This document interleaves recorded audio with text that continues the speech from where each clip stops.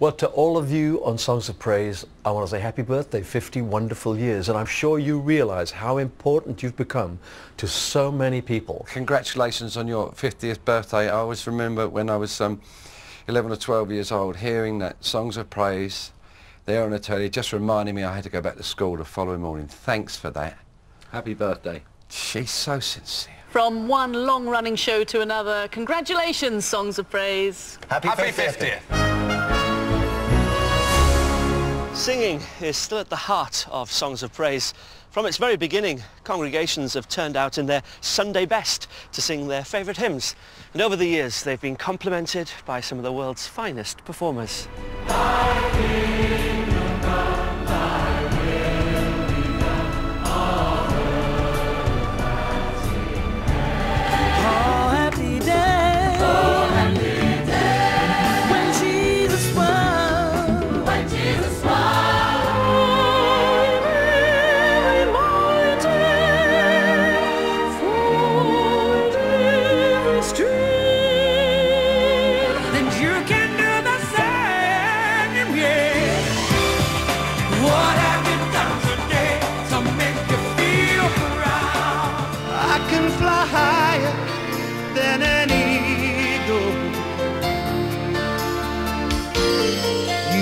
The wind beneath my wings. It's the most wonderful time of the year,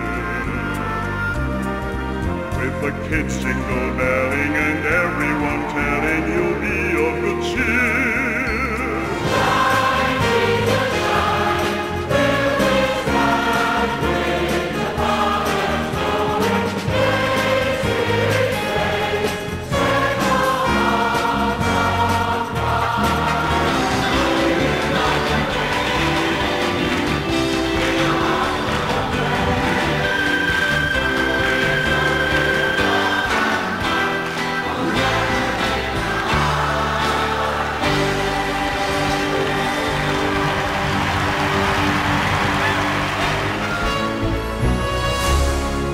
I'm happy to tell you it's not all been completely serious on Songs of Praise.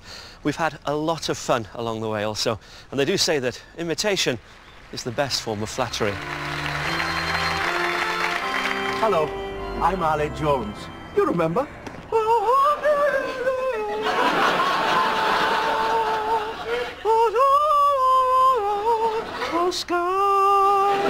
That was me. Anyway, I've gone all religious now, and I'm presenting Songs of Praise, which this week comes to you from a little church in some village somewhere, and there's all people inside singing hymns and that. And what a surprise, the church is full. Enjoy. The humour doesn't always come from parodies of our programme. Over 50 years, lots of things have made us smile. I don't know whether you heard the story of the preacher who, like most preachers, tended to have gone on and on and on, and he preached a long sermon. At last he said, "What more can I say?" And somebody in the back of the church said, "Amen." With me right now is the Reverend Roly Bain. Now, you, Reverend, you're dressed as a clown, but you actually are a real Reverend, aren't you? I'm a real clown. We meet the most random people. I remember once we were filming at the NEC in Birmingham, and I had to interview somebody who was talking about the serious matter of social justice. But actually, who I was interviewing wasn't just a regular person, but somebody in this Red Dragons outfit. We want Tony Blair to talk to Bill Clinton and drop the third-world debt. I was, there was no irony there. I was just having this incredibly serious conversation with a red dragon. Because it's the start of the new millennium, and we really want it to be something to celebrate. Where else do you do that? It's just bizarre. And another occasion, we worked on a programme called People and Their Pets, and I interviewed a vicar who, everywhere he went, he had a little parrot on the side of his shoulder. That is just a bit weird, isn't it? I'm more often asked not, how are you, Father Nicholas, but how's Mungo? A lot of people who wouldn't be seen dead talking to a priest will always come and talk to a parrot if it's on a priest's shoulder. So she's a great icebreaker. How did you become fascinated with them? Well, I think once you've lived with a parrot and you've shared your life with a parrot, you realise that in fact they're not birds at all. And they're just like, well, I suppose they're like people in feathery pyjamas. Remind you of anyone? No, me. Come this way. Tomorrow morning, these desks will be busy with Songs of Praise production teams working on the next programmes. At their heart will be two simple elements, hymn singing and personal testimonies. We hope to keep it that way. I think Songs of Praise will last as long as Christianity lasts, which is going to be forever. Songs of Praise has proved its popularity, proved its worth, and the secret, of course, is that hymn singing is central to our worship and our experience of religion in Britain. Hymn singing is deeply rooted in our psyche. It's very important to us. Lots of people enjoy it. There are great hymns that people sing, and I'm sure that Songs of Praise, celebrating Christian worship, Christian singing of hymns, will continue for the next 50 years. It must. It says something, not just for the BBC and for the teams that have produced it, but for the viewers and the participants, who in the end are the people who make the programme. I think it just has to keep doing what it's doing. You know, everybody that watches it enjoys it. I think it gives people a great opportunity to, you know, to enjoy from their homes and to be part of this from their homes. And yeah, I think that it will always last. 50 years is an incredible milestone for any TV or radio programme. To be that indispensable, that lovable, that inspiring for so long is incredible. But I think it's a real testimony to just how warm and engaging Songs of Praise is. We end the programme, as we've ended every one of the 2,000 or so Songs of Praise, with a hymn. It was voted the nation's favourite by you, the viewer. How great thou art. Thanks so much for tuning in every week, and I hope you continue to do so well into the future.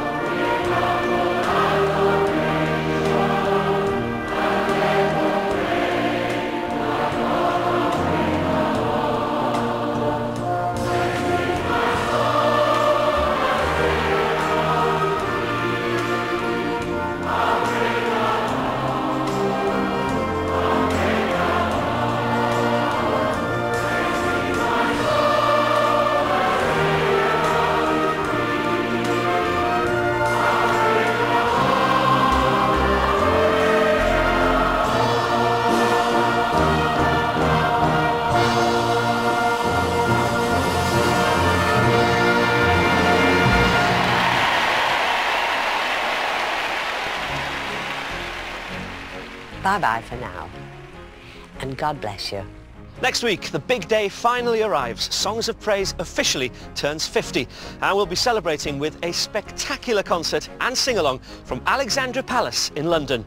And our special guests include the one and only Andrea Bocelli, gospel diva Beverly Knight, voice of an angel Catherine Jenkins, and international country music legend Leanne Rimes.